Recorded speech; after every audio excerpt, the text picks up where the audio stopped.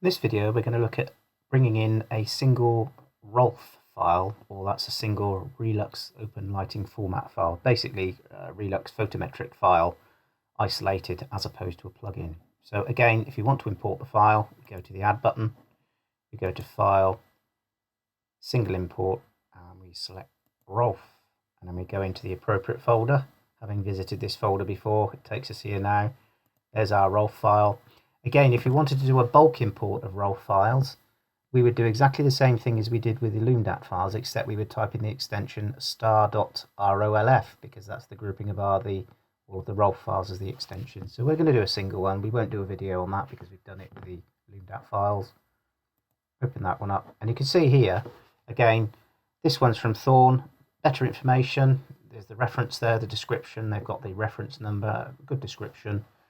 And again, the utilization and glare indices aren't italicized, so we would have to place the fittings by hand. So again, I want these to be used get the program to calculate the number of fittings in the space. So I'll just run the TM5 and 10 calc, and that then creates those glare index and utilization factors. So we can now use this fitting.